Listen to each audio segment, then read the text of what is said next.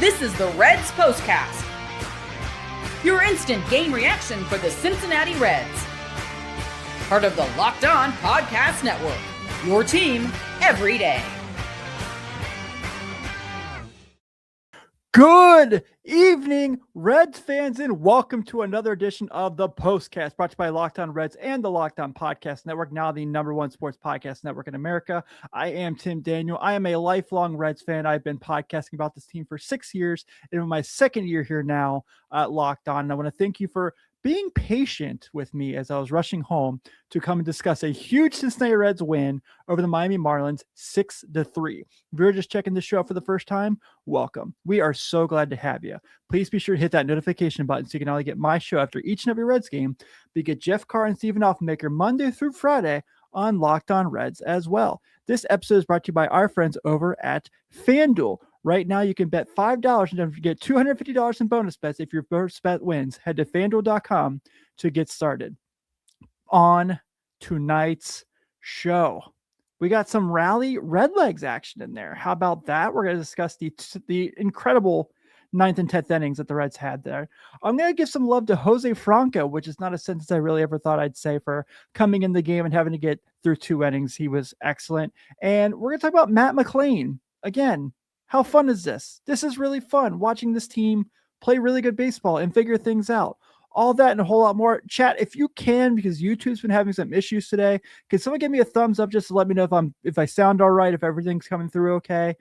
We've been realizing we've been having a lot of technical problems on the Locked On YouTube connections today. So if I don't sound good enough, please let me know. But I will do my best to put the show together because we got to get a good one in there, right?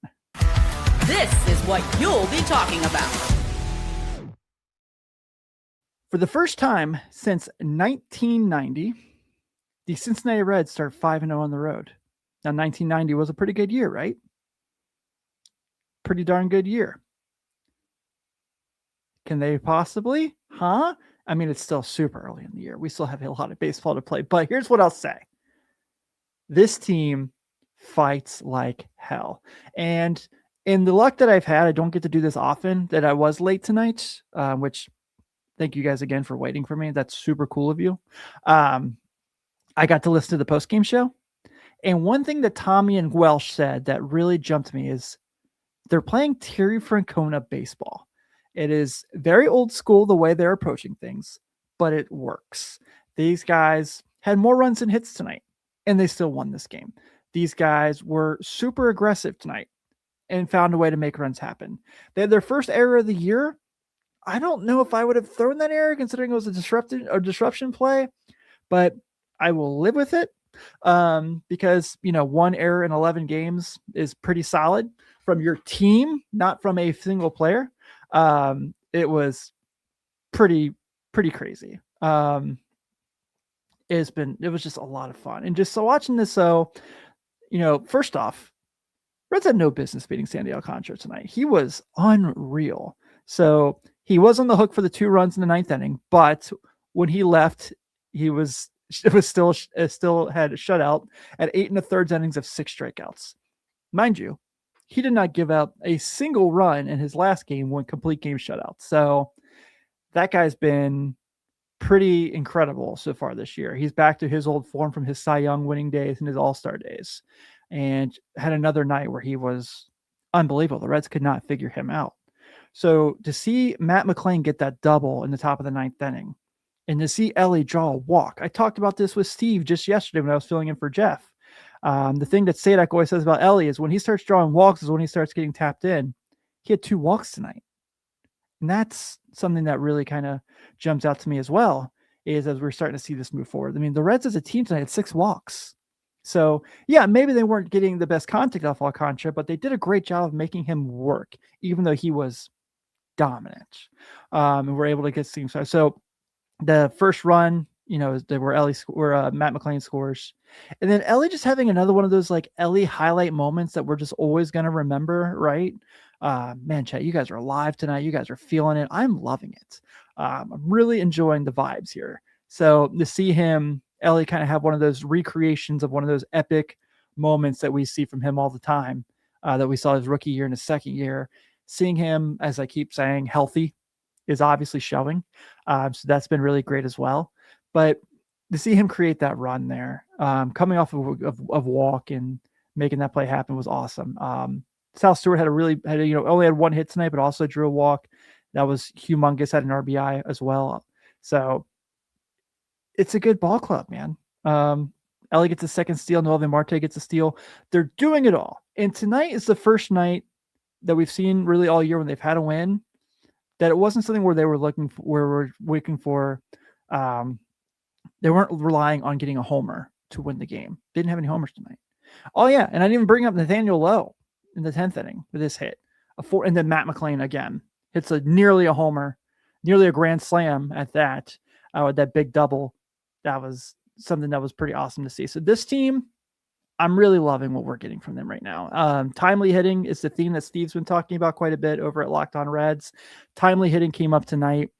This has been really nice to see. Also important to note, this is the most runs the Reds have scored. So they'll tie for the most runs the Reds have scored this year, between that and their first one of the year against the Red Sox, the second game of the season. It's the biggest margin of victory they have this season. And the 4-run 10th inning is the most amount of runs they've scored in an inning so far. So really fun night to be a Reds fan. And a night they probably really had no business in winning, but they found a way to win. And one guy who really did a lot of that for them tonight was Jose Franco. And I never thought there'd be a Jose Franco segment on the Reds postcast, but we're going to talk about him right after this. The NBA playoffs are here, where every possession matters, every matchup is magnified, and every game can swing a series. And right now, FanDuel is giving new customers a great way to get in on the action. You can bet just $5 and get $250 in bonus bets if your first bet wins. The app makes it easy to follow the action with player stats, trends, and matchups all in one place. And during the playoffs, that extra insight really matters when you're looking at stars, role players, and key moments. It just makes the entire playoff experience more engaging from start to finish. Head to FanDuel.com to get started. FanDuel, play your game. Hey, this is Jeff Carr from Locked On Reds, and when it comes to our futures, we all have great ideas when it comes to our job, when it comes to our house, when it comes to our vehicles, all that great stuff. But honestly, when it comes to securing that future, I don't know what I don't know. And when me and my wife sat down to figure out the life insurance thing, Ethos made everything simple. Everything's online, you have a quick and easy application process, and you find out exactly what you need for coverage all in one spot. Ethos makes everything so convenient when it comes to learning about your own life insurance, because insurance is something that is far beyond batting average or on-base percentage. It's way out in left field for me.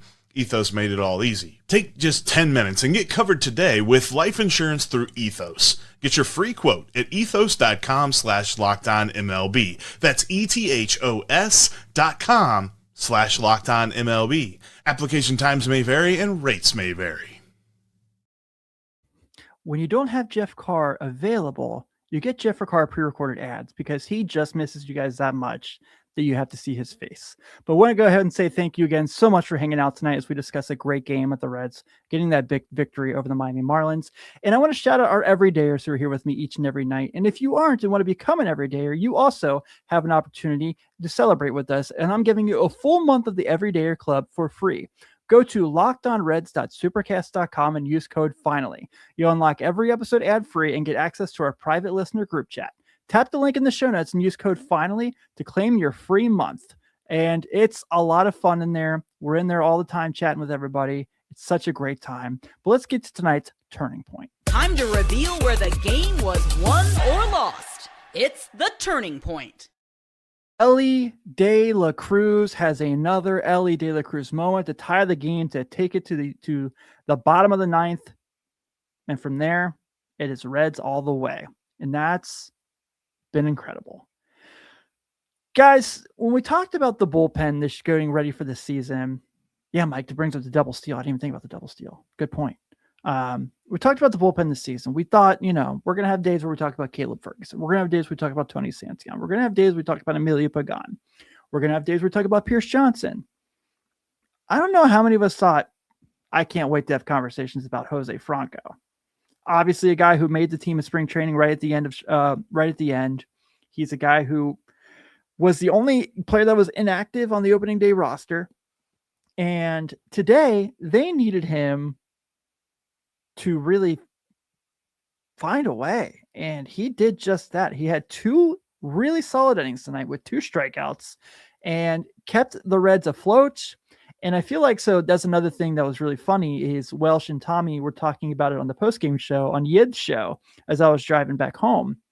And I guess Welsh said to Tommy right after Franco left after his second inning, and he kept him in the game. He goes, well, the Reds got to find a way to win this one now.